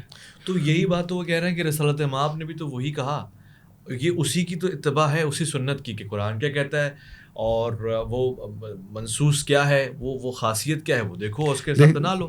یعنی آپ نے بھی یہ ہے اور اس کی تم نے اتباع کرنی ہے. نہیں دیکھیں میری بات سنیے. رسول خدا صلی اللہ علیہ وسلم نے ضمانت دی ہے نا کہ اگر تم میرے اہل بیت کی اتباع کرو گے تو کبھی گمراہ نہیں ہوگے. تم حسن حسین کی اتباع کرو گے تو گمراہ نہیں ہوگے، رسول خدا نے کہا. اب بات یہ ہے کہ لوگ دیکھیں نا، میں نے آپ سے میرے اصحاب ستاروں کی مانند ہیں، تو اس کی ایک اتباع کر لو گے راہ نجات پا جاؤ گے. نہیں یہ آیت تو ضعیف ہے نا، یہ حدیث ضعیف ہے. اس میں کہاں سے ضعف ہو رہا ہے؟ کیونکہ رسول خدا صلی اللہ علیہ وآلہ نہیں میں بتا رہا ہوں آپ، میں نے آپ سے جو سوال کیا تھا، آپ ہمیشہ ضعیف کہتے ہیں، آج مجھے یہ بتائیں کہ یہ حدیث پاک کے کتنے راوی ہیں اور آپ جو ہے نا ابھی اچھا مولانا صاحب ایک بات بتاؤ، ویسے عبد الباقی اخوندزادہ صاحب بیٹھے تھے، انہوں نے بھی اس حدیث کو ضعیف کہا تھا. ابھی مجھے نہیں میری بات سنو، آپ زیادہ چھوڑیں. اس میں یہ پوچھ رہا ہوں، جو بندہ اگر میں کسی حدیث کو ضعیف کہتا ہوں، ان کے پاس کیا لاجک ہے؟ نہیں تو میرا حق بنتا ہے نا کہ یہاں پہ یحییٰ بن معین ضعیف ہے، ابن حجر عسقلانی، یہ ایک منٹ صبر، یہ بوڑھا ہو گیا تھا، اس کی عقل چلی گئی تھی، یہ رافضی تھا، یہ خارجی تھا، اس کا اتصال زمانہ نہیں ہے. ان کو چاہیے نا کہ حدیث پر جب بات کر رہے ہیں جواب پورا کرنے دیں، پورا کریں. آپ ابھی لکھیں سرچ میں کہ اصحاب النجوم عربی کی بورڈ میں السنن الدریہ، اہل سنت کی ویب سائٹ ہیں جو مصر سے اور سعودی عرب سے چلتی ہیں، اس پہ لکھیں کہ یہ حدیث کیا ہے، ان کا جواب سنیں کہ وہ کیا کہتے ہیں. اگر اس کا آپ پہلا کہہ رہے ہیں نا، موضوع تو نہیں کہہ رہے، نہیں ضعیف شدید کہہ رہے ہیں نا، شدید ضعیف. لیکن آپ اپنے جواب کو دیکھیں میری، اچھا جب بات ادھر ادھر جاتی ہے نہیں دیکھیں نا، رسول خدا، آپ مجھے بات پوری کر رہے ہیں. رسول خدا صلی اللہ علیہ وآلہ وسلم حسن کو خلیفہ کیوں نہیں بنایا؟ رسول خدا صلی اللہ علیہ وآلہ وسلم آئے ہیں نا یہاں پر ہمیں ہدایت دینے کے لیے. میں نے آپ سے سوال کیا تھا کہ اگر مثال کے طور پر ہم انہیں ہدایت کا ستارہ مان لیتے ہیں تو ان کا ہر عمل ہدایت ہے. تو میں نے جب آپ سے سوال کیا کہ آپ مفتی صاحب ہیں، مجھے فتویٰ لکھ کر دیں کہ حضرت امیر معاویہ کو یزید کو بنانا خلیفہ اپنی امت کے یعنی امت پر مقدم رکھنا اصحاب رسول خدا کی موجودگی میں امام حسین کا نام نہیں لے رہا، اصحاب رسول خدا کی موجودگی میں یزید کو مقدم رکھنا، یزید کو آپ کافر کہتے ہیں، مقدم رکھنا عین عدل ہے، عین ہدایت ہے. آپ نے جواب نہیں دیا. اگر آپ یہاں تو آپ کہیں کہ ان کا یہ عمل عین ہدایت ہے، عین عدل ہے، اس کو بھی لکھ کر دیں. ہاں یہاں کہیں کہ غلط کیا ہے. آپ دونوں صورتوں میں کچھ نہیں کہیں گے. لے لو آپ کی اجازت ہو تو. نہیں لے، مجھے پتہ ہے جواب نہیں دیں گے. آپ جو جواب دے دیتا ہوں، لے ہاتھ کے ہاتھ، پھر جتنے فتویٰ لکھوا لیں ان سے، اہل تشیع ہیں، وہ یہ بات آج میری توجہ سے سن لیں، ٹھیک ہے؟ انبیاء کے علاوہ ہم کسی کو معصوم نہیں مانتے. نہیں دیکھیں بہت واضح ہے، یہ نہیں، یہ جو سوال پوچھ رہے ہیں کہ بھائی جب آپ ان کو عدول کہہ رہے ہیں، عادل کہہ رہے ہیں، جب آپ ان کو ہادی کہہ رہے ہیں، میں یہ کہہ ہادی ہدایت کرتا ہے یا گمراہ کرتا ہے؟ ہماری بات چل رہی ہے خلفائے راشدین پر، جی اس پر رکھیں تاکہ اچھا اس پروگرام ہو. اب آپ کہہ رہے ہیں کہ اب آپ صحیح جگہ پہ ہیں، آپ کے پاس جواب نہیں ہے. نہیں سنیں، میں نے آپ کو یہ کہا ہے کہ یزید پر میں آپ کے لیے بیٹھنے کو تیار ہوں. اس دن آپ کا ٹائٹل یہ ہوگا کہ آج ہم بات کریں گے ملوکیت پر، پھر میں آپ سے بات کروں. اچھا دیکھیں نا، اس سے زیادہ دیکھیں اسلام کو دیکھیں، شاید کوئی اور اتنا جگرا رکھنے والا یہاں بیٹھ آپ کے کے بولے، آپ کے یہاں پتہ نہیں ہے مجھے پرسنل میں کتنی چیزیں آتی ہیں، یہ ان کو پتہ نہیں ہے. آپ ماشاءاللہ بہت بڑے عالم ہیں. نہیں عالم نہیں ہوں، مطلب جب ہم یزید کو کچھ کہتے ہیں تو یزیدیوں کے کتنے میسج آپ یزید کو کافر کہتے ہیں. نہیں، آپ یزید کو کافر کہتے ہیں. میں نے آپ کو حدیث دکھائی تھی کہ حضرت عبداللہ ابن عمر نے ان کی جو بیعت کی، اور یہ کہہ کر بیعت کی کہ ویسی بیعت جیسی اللہ اور اس کے رسول کی بیعت، آپ ان کو کافر کر رہے ہیں. یعنی وہ جو ہادی ہے، ہدایت کا ستارہ، آپ مخالفت کر رہے ہیں ان کی. اچھا وہ کہہ رہے ہیں ملوکیت کو آج ڈسکس نہیں کرتے، خلافت کے اوپر نہیں، خلافت پر ہی ہوں میں. دیکھیں یہ بات ساری جو ہے نا، دیکھیں ایک اللہ کے پاس ایک نظام ہے، اللہ کے پاس 2 3 4 5 10 کے نظام نہیں ہے.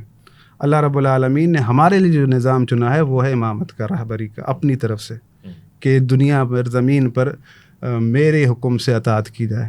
رسول خدا صلی اللہ علیہ وآلہ وسلم، دیکھیں نا، میں ایک چیز ہے، میں پہلے بھی جو ہے میں نے بیان کی ہے، یہ معمولی چیزیں نہیں ہیں. ان کو سمجھنا چاہیے کہ قرآن آپ سے کیا کہتا ہے. رسول خدا جیسی شخصیت جب یہاں موجود ہیں، اللہ کیا کہہ رہا ہے؟ هو الذی بعث فی الامیین رسولا منہم یتلو علیہم آیاتہ ویزکیہم ویعلمہم الکتاب والحکمہ وان کانوا من قبل لفی ضلال مبین وآخرین منہم لما یلحقوا بہم. اللہ کے رسول آپ کو کتاب کا علم دیتے ہیں، تزکیہ نفس کرتے ہیں، حکمت سکھاتے ہیں، دانائی سکھاتے ہیں. اس سے پہلے آپ گمراہی میں تھے، پھر ان کے بعد جو لوگ آئیں گے وہ جو ملحق ہونے والے ہیں، ان کی ذمہ داری بھی کس پر ہے؟ رسول خدا صلی اللہ علیہ وآلہ وسلم پر. وہ جو ہے کریں گے. تو سوال یہ ہے کہ رسول خدا جیسی شخصیت، خداوند متعال فرماتا ہے کہ ان الذین یبایعونک انما یبایعون اللہ. پہلے بھی جس نے میرے اس رسول کے ہاتھ پر ہاتھ رکھ کر بیعت رکھی، گویا اس نے اللہ کے ہاتھ پر بیعت رکھی. اب ہم جو اس دور میں آنے والے ہیں، بعد میں آنے والے ہیں، ہمارا کیا قصور ہے کہ ہم اس ہاتھ سے محروم رہیں کہ جس کے ہاتھ پر بیعت کریں وہ اللہ کا ہاتھ ہو؟ ویسے ہمیں بھی ہونی چاہیے نا. اگر اللہ نے ایسا ہاتھ ہمیں میسر رکھا ہے تو ہونا چاہیے، اور ہمارا تو کوئی قصور نہیں ہے. تو پھر یہاں پر جب یزید جیسا ہاتھ ہمارے سامنے آئے گا یا مروان یا آل مروان آئیں گے تو ہم کہیں گے یہ تو اللہ کا ہاتھ تو نہیں ہے. تو بھائی بات یہ ہے کہ رسول خدا صلی اللہ علیہ وآلہ وسلم نے جو غدیر میں امیر المومنین کا ہاتھ اٹھایا تھا اس کا فلسفہ یہی تھا کہ من کنت مولا فہذا علی مولا، یعنی علی کی بیعت اللہ کی بیعت. کیوں؟ یہ نمائندہ ہے اللہ کی طرف سے. آپ اس دور کے اندر اللہ کی طرف سے ایک نمائندے کے انتظار میں، یہ یعنی کانسیپٹ میں چیز ہی نہیں آتی نا، جو آپ جوابات دے رہے ہیں، جو آپ چیزیں کہہ رہے ہیں. آپ عالم الناس جو ہے، یہ مجھے سمجھ میں نہیں آتا کہ کس طرح سے آپ جو ہے وہ امیر المومنین کے عالم الناس ہونے کا انکار کرتے ہیں. آپ کس طرح سے امیر المومنین کے افضل ہونے کا انکار کرتے ہیں، حالانکہ روز روشن کی طرح واضح ہے کہ امیر المومنین عالم الناس ہیں. روز روشن کی طرح واضح ہے کہ وہ افضل ہیں. امیر المومنین اگر امام حسن مجتبیٰ کے لیے کہتے تو پھر صلح کی گنجائش نہ بنتی، پھر امام حسن کو بالکل پورا قتال کرنا پڑتا. اور اللہ رب العالمین زبردستی نہیں کرتا. کیوں؟ دیکھیں میں نے آپ کو آیت کے اندر سب چیز واضح کر دی. اللہ یہ چاہتا ہے کہ اس کی پیروی کرو جو حق کی طرف ہدایت کرتا ہے. اللہ یہ چاہتا ہے کہ آپ اس کے نمائندے کی پیروی کریں. آپ کو اللہ رب العالمین نے نمائندہ دکھا دیا ہے، وصیت کروا دی ہے. یہ آپ کا کام ہے کہ آپ جائیں. اللہ کی کعبہ آپ کے پاس چل کر نہیں آئے گا، آپ کعبے کے پاس جائیں گے. اور رہی بات مثال کے طور پر بیعت کا سلسلہ، اور اصلاً ہمارے پاس یہ چیز پروو ہی نہیں ہے، تو آپ بات نہ کیا کریں، اس بات کو جواب بھی نہ دیا کریں کہ امام حسن نے بیعت کی تھی یا امیر المومنین نے بیعت کی تھی، جب ہم اس کو چیز کو تسلیم ہی نہیں کرتے. ہم آپ کو جو چیزیں دکھا رہے ہیں یا جو چیز ہمارے لیے وہی حجت ہے. آپ کو مثال آپ نے اچھا ایک بات میں نے کہا کہ حضرت عبد الرحمن بن عوف نے امیر المومنین سے کہا کہ علی تم پر لوگ راضی نہیں ہو رہے. انہوں نے کہا یہ حدیث نہیں، حدیث ہے، اور یہ عالم الناس والی حدیث بخاری میں نہیں ہے. نبی کہہ رہا ہے کہ علی تم پر لوگ راضی نہیں ہو رہے. جواب تو میں دے چکا ہوں، یہ حدیث جھوٹی ہے. نہیں میں نے آپ کے سامنے یہاں بیٹھ کے کہا نا کہ نبی کریم علیہ السلام نے دعا مانگی اللہ سے کہ اے اللہ علی کو امام بنا دے، تو اللہ نے فرمایا ابو بکر کے علاوہ لوگ راضی نہیں ہیں. اللہ نے کب فرمایا؟ ایک منٹ سنیں، حدیث پیش کر رہے ہیں. وہ کون سی اندر اتنا مزاج ہے تحمل کہ آپ میری بات سنیں. نہیں میں وہ کہہ رہا ہوں کہ وہ حدیث تو پیش کریں. سبل الہدی والرشاد کے اندر یہ حدیث ہے، دکھائیں ذرا. مسلم کے اندر یہ حدیث ہے. کہاں ہے؟ عالم الناس والی حدیث نہیں ہے واللہ. اس پہ تو ٹک جائے نا، وہ کہہ رہے ہیں یہ والی وہ ہے ہی نہیں. دکھائیں تو صحیح. کیا کہا کہ مسلم کی یہ روایتیں چھوڑ دیں، لکھنا چھوڑ دیں. ہم تو یہ چاہتے ہیں کہ وہ لکھا جاتا تاکہ آج یہ بزرگ یہاں نہ بیٹھے ہوتے. وہ لکھنا ہی حضور علیہ السلام سیدنا صدیق اکبر. ہم تو یہ کہہ رہے ہیں کہ اللہ کے نبی نے فرمایا کہ علی تجھ پر لوگ راضی نہیں ہیں، تو اللہ کے نبی کی شان بڑی ہے یا عبد الرحمن بن عوف کی بات کر رہے ہیں؟ پھر آپ ادھوری بات بیان کر رہے ہیں. میں تو یہ چھوٹی بات تو نہیں، بڑی بات بیان کر. اچھا انہوں نے کافی وقت لے لیا، اب مجھے وقت دیں آپ. پہلی بات تو یہ کہ امام حسن کا یہ جواب نہیں دے سکے. ایک منٹ میں جواب دے رہا تھا تو آپ ڈائیورٹ. انہوں نے بہت بڑا الزام لگایا کہ ابھی تھوڑی دیر پہلے انہوں نے خلافت کی جو شرائط دکھائیں کہ وہ سب سے بہادر ہوگا، وہ سب سے عالم ہوگا، اور پھر لے کر کے آخر میں امام حسن کو بزدل ثابت کر رہے ہیں کہ قتال کرنا پڑتا. تو امام حسن قتال کرتے بھائی، وہ کفار کے مقابلے میں، مسلمانوں کے مقابلے میں نہیں ہے. دیکھیں وہ کفار کے قتال کی بات کریں، پھر خیبر و خندق کی بات کریں. میں اس کی بات کر رہا ہوں. میں چپ ہو جاتا ہوں. پانی دے دیں، میں چپ ہو نہیں، جاتا آپ ہوں. پانی پیئیں. چلیں آپ چھوٹا دیکھیں سا وفا لیتے ہیں. میجک انسائٹ کا وفا ہے آج ہمارے پاس، اور ہمارے پاس وسیم بدامی ہمانی کے تحفے، یعنی مصطفیٰ ہمانی صاحب کے اس پورے نیٹ ورک کے تحفے. آج بمپر پرائز ہے، یعنی یوں کہہ لیجیے کہ آج عید گفٹس ہمارے پاس ہیں WB بائی ہمانی کے. چھوٹا سا وفا لے رہے ہیں، منٹ کا وفا بھی نہیں ہے بلکہ سیکنڈز کا وفا بھی نہیں ہے. آپ ذرا لوٹ کر آئیں جلدی سے، آپ کا انتظار.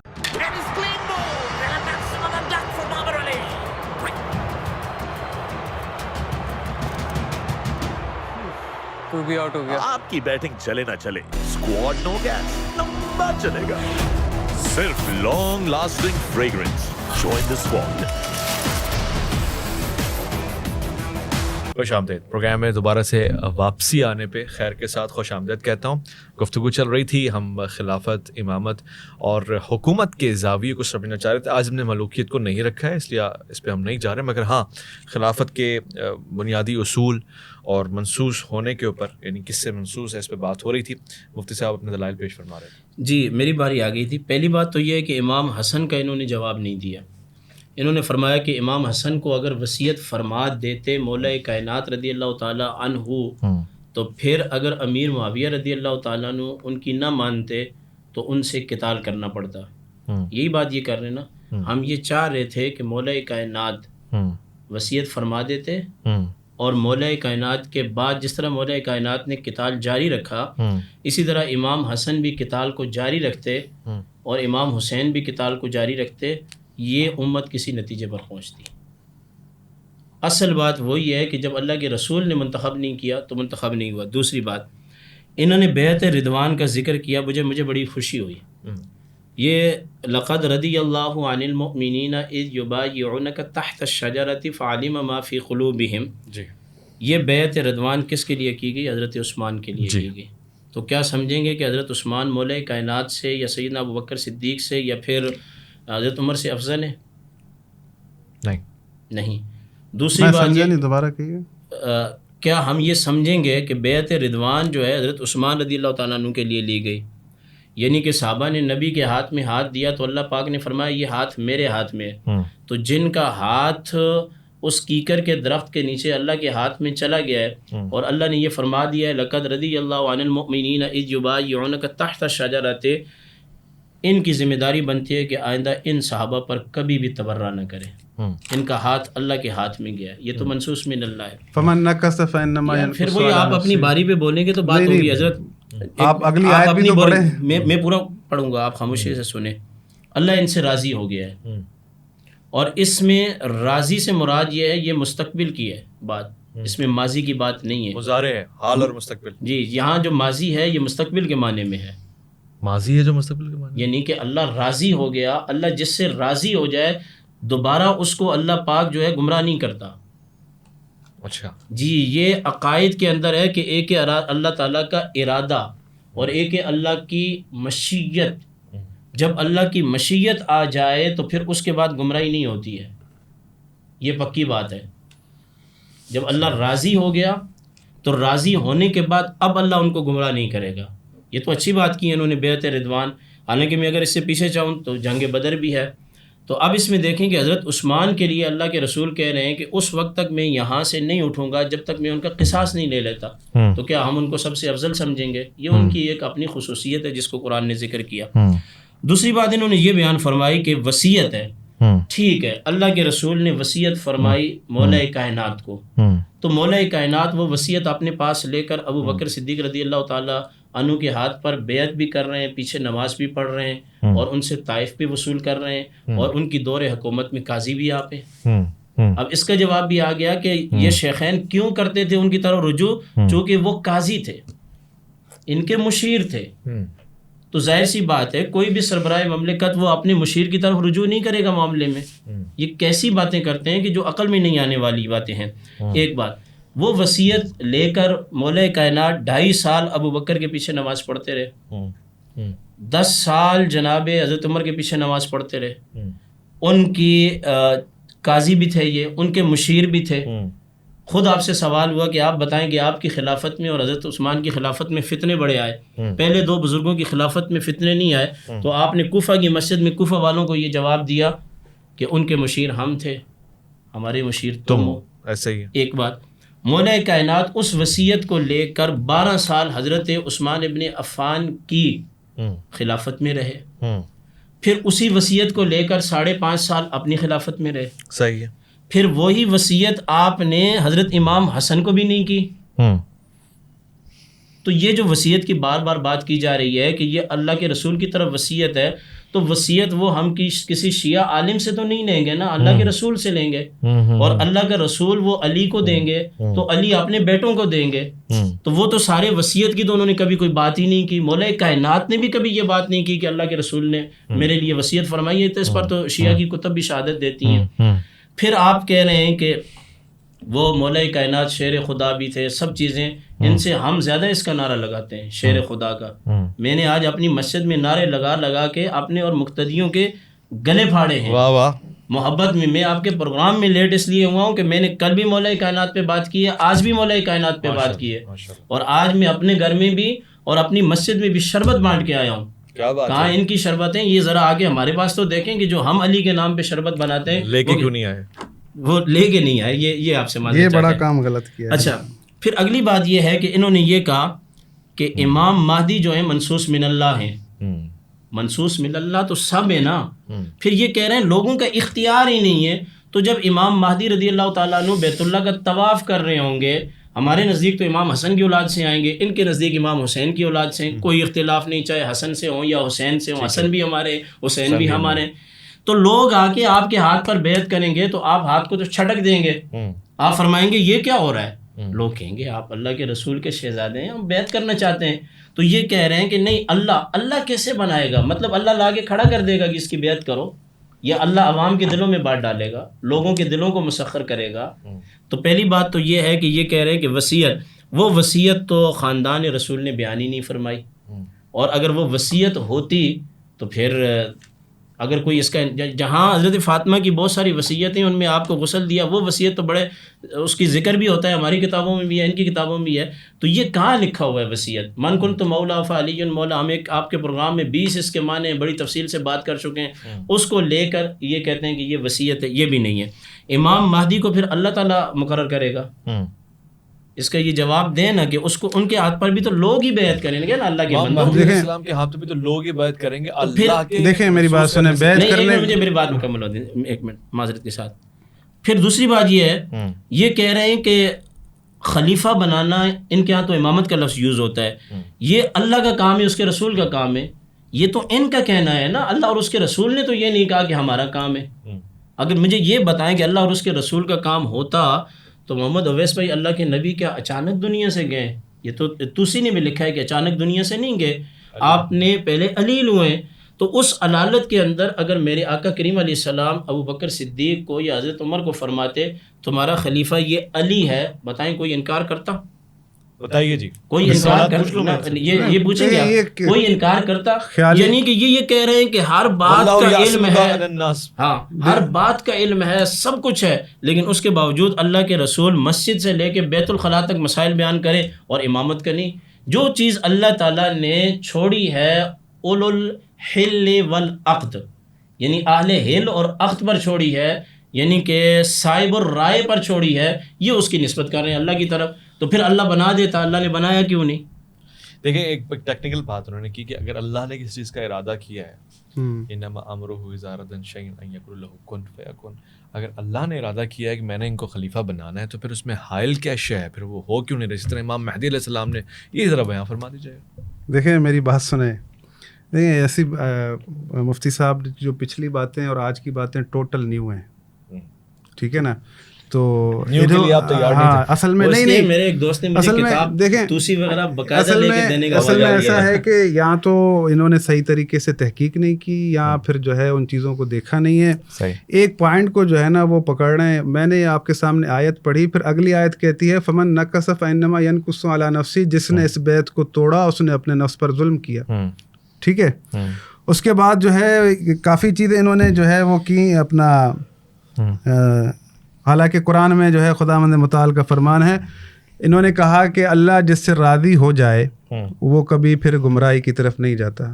یہ تفسیر کس نے کی ہے؟ اللہ کے رسول نے کی ہے یا مفتی عبدالقادر ہداروی صاحب نے کی ہے؟ یہ اللہ نے خود کی ہے. کس طرح سے کی ہے؟ لقد رضی اللہ دیکھیں اس میں عن المؤمنین اذ یبایعونک، اس کے اندر میں آپ کو منافقین دکھاؤں، ان کے نام بھی وہ بھی تھے. نہیں کوئی منافق ایسا نہیں ہے، خداوند متعال کا فرمان ہے. دیکھیں کوئی، میں آپ کو اگر دکھاؤں، میں آپ کو دکھا دوں، میں آپ کو، چلیں ٹھیک ہے، میں بھائی آپ ٹائم لے لیں ان سے، میں ان کو جو ہے نا وہ نام لا کر دکھاؤں گا کہ کون کون تھا اس کے اندر. دوسری بات یہ کہ بڑی توجہ کے ساتھ سنیے گا آپ کی بات، اور میں وَمَن يُشَاقِقِ الرَّسُولَ مِن بَعْدِ مَا تَبَيَّنَ لَهُ الْهُدَىٰ وَيَتَّبِعْ غَيْرَ سَبِيلِ الْمُؤْمِنِينَ نُوَلِّهِ مَا تَوَلَّىٰ وَنُصْلِهِ جَهَنَّمَ وَسَاءَتْ مَصِيرًا. جو بھی شخص واضح نشانیاں ہونے کے بعد تمام تر اللہ اور اس کے رسول کی مخالفت کرے گا، وَمَن يُشَاقِقِ الرَّسُولَ مِن بَعْدِ مَا تَبَيَّنَ، ہر چیز اس کے سامنے واضح ہو چکی، جو اس کی اللہ کی اور رسول کی مخالفت کرے گا، اللہ اور سبیل المؤمنین کے سوا کسی اور پر سبیل چلے گا، وَيَتَّبِعْ غَيْرَ سَبِيلِ الْمُؤْمِنِينَ نُوَلِّهِ مَا تَوَلَّىٰ وَنُصْلِهِ جَهَنَّمَ، جس ڈگر پہ وہ چلے گا ہم چلنے دیں گے، اچھا، اور محشر کے دن اسے جہنم میں ڈال دیں گے. اگر آپ کہہ رہے ہیں کہ اللہ جو ہے گمراہ نہیں کرتا، پھر اللہ کے رسول نے کیوں کہا کہ دیکھو خیال کرنا کہ ایسا نہ ہو کہ جب حوض کوثر پر آؤ تو تم ہٹا دیے جاؤ، یعنی پھر رسول خدا کو ضمانت دینی چاہیے تو تم تو گمراہ ہی نہیں ہوگے. اللہ کے رسول کہہ رہے ہیں کہ دیکھیں اب میں نے آپ ناراض ہو رہے نہیں آپ کا جب ٹائم آیا بولیے گا. ٹھیک ہے. پھر رسول خدا صلی اللہ علیہ وآلہ وسلم نے فرمایا کہ مجھے اس بات کا خوف نہیں کہ میرے بعد جا کے بتوں کے سامنے کھڑے ہوگے، لیکن ایک دوسرے کو حسد کرو گے، ایک دوسرے کی گردنیں نہ مارنے لگو. پورے کے پورے چیپٹر لکھے ہوئے ہیں. تو آپ یہ تفسیر کہاں سے لائیں جو آپ کر رہے ہیں؟ یہ خیالات کہاں سے لائیں آپ؟ نہ تو اللہ کے رسول نے یہ تفسیر کی ہے، نہ خود صحابہ نے یہ تفسیر کی ہے کہ اب ہم جو کچھ کریں. ایسا تو نہیں ہے. بات یہ ہے کہ پھر وہ کہاں جائیں گے آیتیں فَمَن يَعْمَلْ مِثْقَالَ ذَرَّةٍ خَيْرًا يَرَهُ وَمَن يَعْمَلْ مِثْقَالَ ذَرَّةٍ شَرًّا يَرَهُ. آپ تو بالکل قرآن کے مخالف عقائد بیان کر رہے ہیں بھائی. اور کیا انہوں نے کہا کہ اب میں اس معاملے کو کلیئر کر دوں کہ بار بار جو ہے نا وہ سوال ہو رہا ہے. دیکھیں امام حسن مجتبیٰ علیہ الصلوۃ والسلام، قرآن میں اللہ نے کہا ہے کہ اگر رسول خدا سے اگر کافر بھی جنگ کے میدان میں تمہیں صلح کی پیشکش کریں تو قبول کر لو. ٹھیک ہے، یہاں تو ایسا کچھ معاملہ نہیں تھا نا. دیکھیں بات یہ ہے کہ امام حسن مجتبیٰ علیہ الصلوۃ والسلام خلیفۃ اللہ فی الارض ہیں. ان کے مقابلے میں مسلسل ان کے سرداروں کو خریدا جا رہا تھا، کسی بھی صورت پیسوں کی صورت دے کے اپنی طرف جو ہے نا وہ شامل کیا جا رہا تھا یا وفاداریوں کو تبدیل کیا جا رہا تھا. تو امام حسن مجتبیٰ علیہ الصلوۃ والسلام نے کہا کہ ٹھیک ہے، کیونکہ لوگ اس بات پر راضی ہیں کہ لوگ نہیں چاہ رہے کہ ہم اللہ کا نور ہے ہماری پیروی کریں. اللہ نے کہا ہے کہ میں نے جو نور قرار دیا اس نور میں چلو.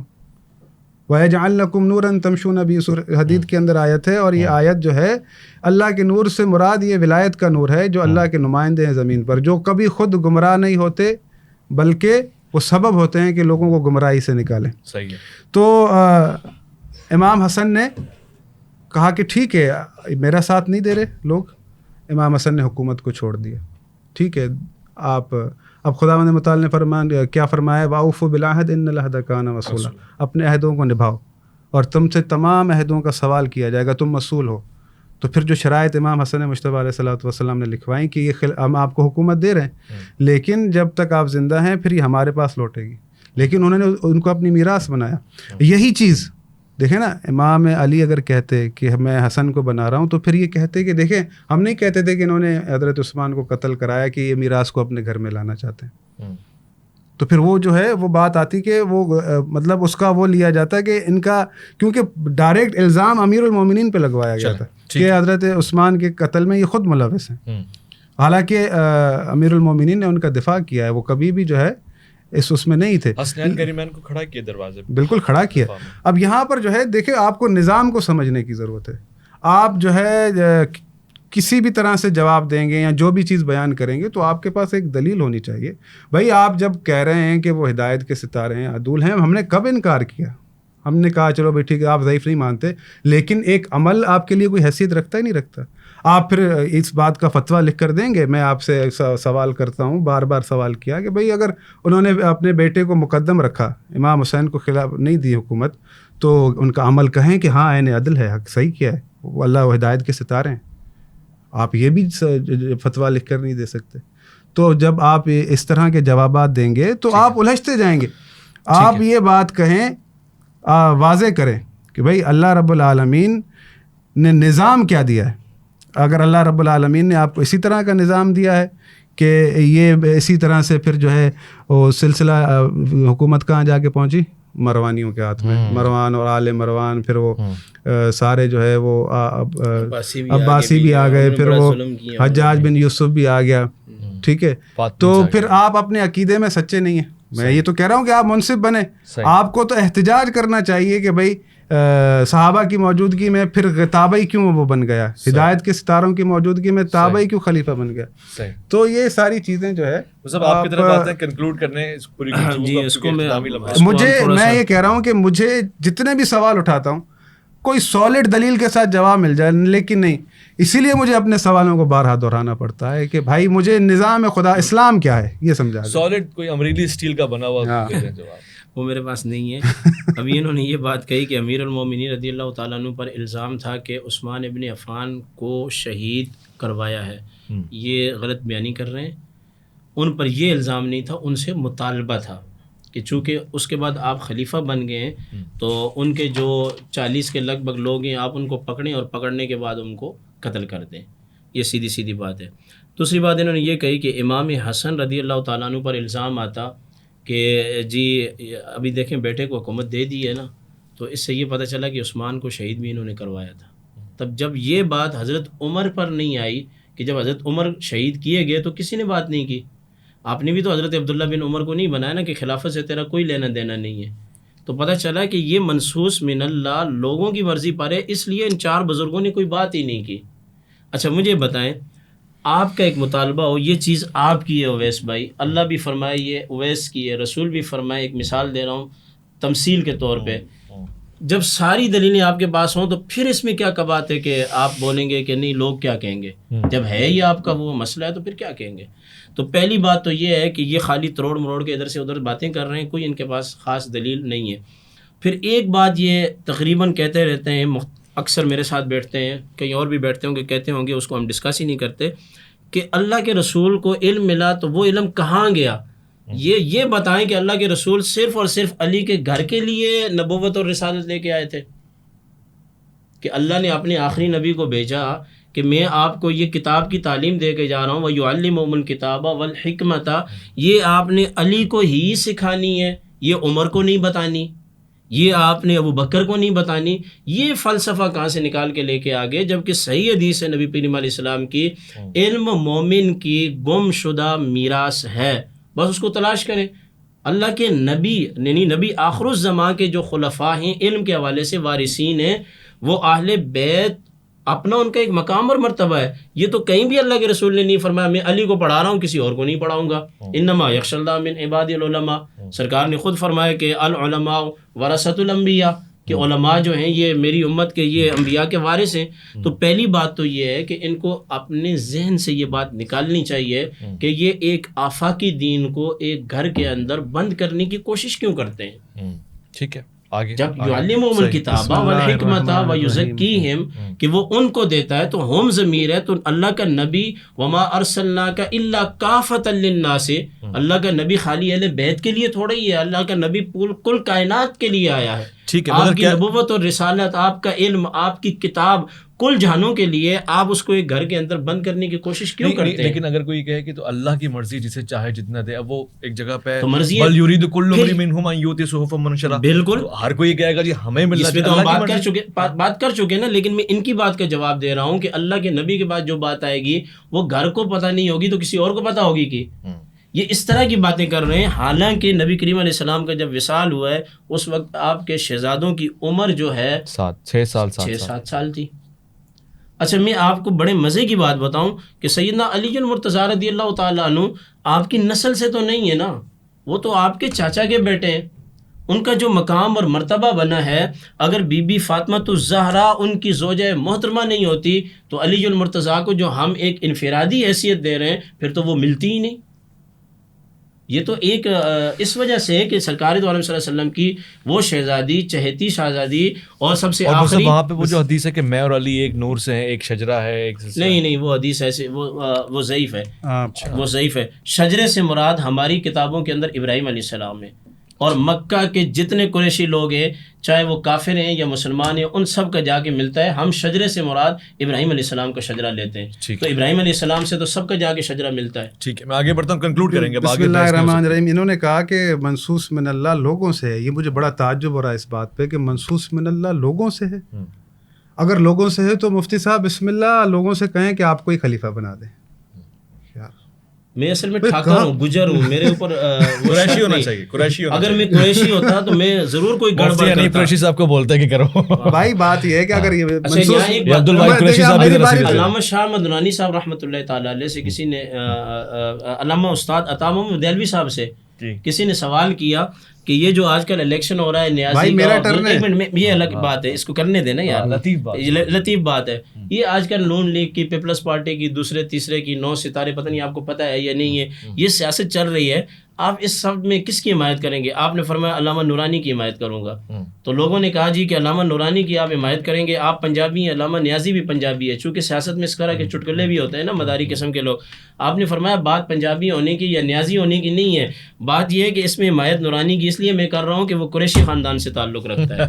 بھائی بات میں اگر قریشی ہوتا تو دھوم مچا دیتا. منصوص من اللہ اگر لوگوں سے ہے تو لوگوں نے یزید کو چنا، کیا وہ منصوص من اللہ؟ اس پر بات کریں گے، ہم پروگرام رکھیں. ٹھیک ہے آپ کنٹینیو. دیکھیں یہ سوالوں کے جواب مجھے ملتے نہیں, اس پر بات کریں گے. بھائی منصوص من اللہ آپ کہہ رہے ہیں لوگوں سے, تو لوگوں نے ہی چنا نا, اصحاب رسول خدا نے اس کی بیعت کی ہے, تو پھر یہ اللہ کی طرف سے, پھر آپ کہیں کہ نہیں یزید جو ہے اللہ کی طرف سے بنا ہے.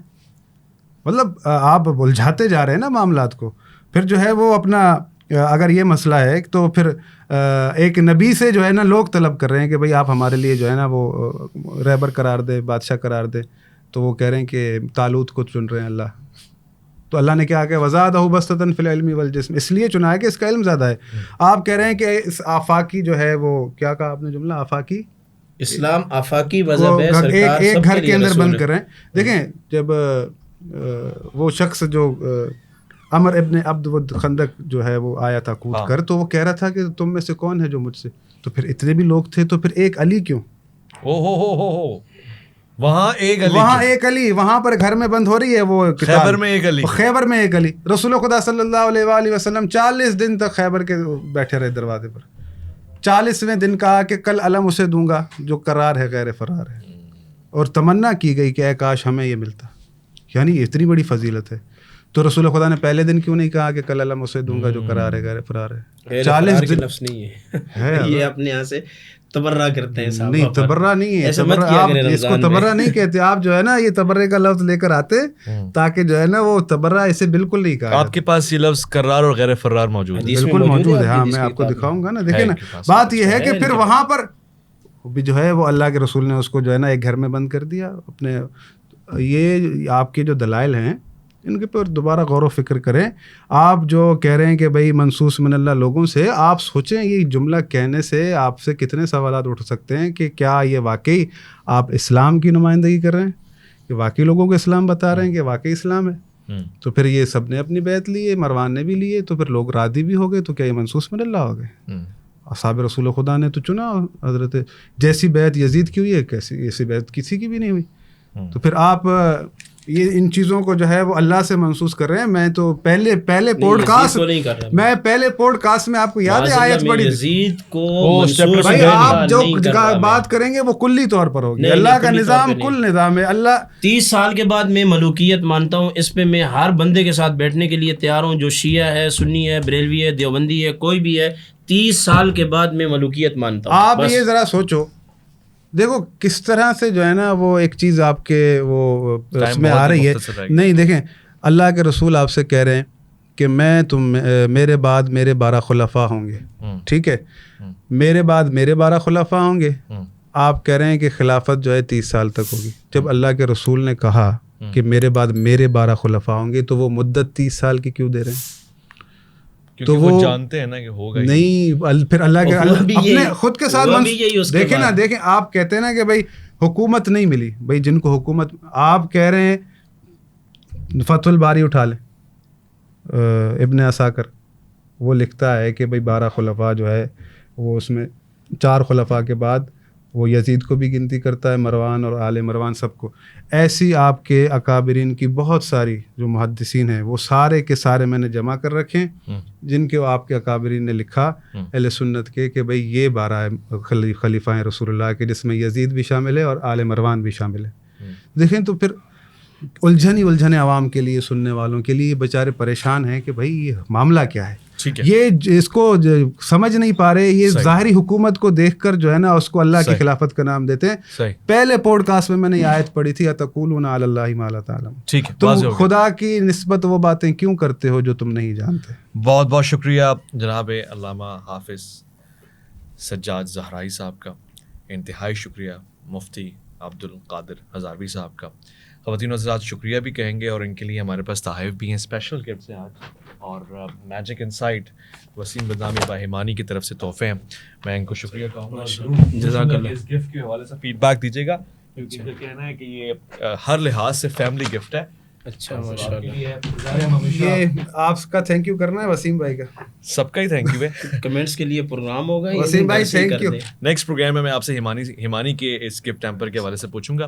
تو یہ ہیمانی کا گفٹ ہیمپر ہے, ہیمانی کے پروڈکٹس بڑے نیچرل ہیں. اللہ ان کو جزائے خیر دے, اور جس مقصد کے لیے انہوں نے ہمیں گفٹ دیا یا آپ کو, اللہ اس مقصد میں کامیابی اور کامرانی عطا فرمائے. آمین. بہت شکریہ. آپ کے کامنٹس کا انتظار رہے گا. پھر جو آپ کامنٹس اور ای میلز ہمیں بھیجیں گے, ای میلز آپ ربانی_@official _official@hotmail.com پہ بھیج سکتے ہیں. کامنٹس میں آپ سوالات بھیجیں گے وہ ہمارے پاس آ جائیں گے انشاءاللہ.